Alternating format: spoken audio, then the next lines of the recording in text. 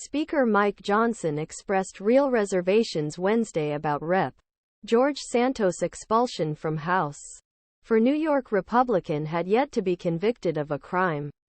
Even as his Republican Party support grew to make him sixth-the-year member of Chamber. He will be formally ousted from his seat in the face of damning allegations about his conduct. Santos had survived previous attempts to remove him from House. But momentum is building for latest effort after House Ethics Committee released a scathing report earlier this month concluding that he tried to ulently exploit every aspect of House candidacy for his own personal financial gain. The new push to expel Santos presents a leadership test for the newly elected Speaker as he navigates conflicting views at his conference.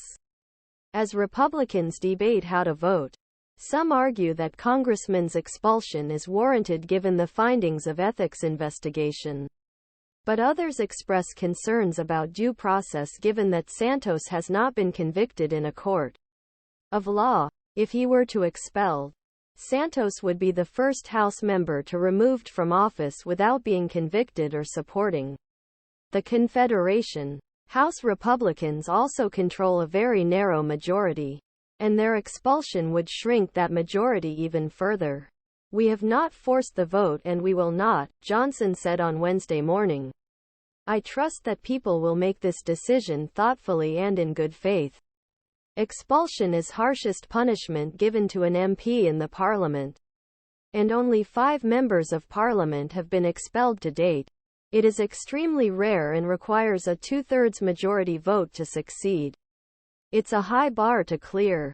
Santos announced he would not seek re-election following release of the ethics report but said he would not resign and denounced congressional investigation and report as a disgusting politicized smear. The House will vote on the expulsion decision on Friday. A familiar source told CNN.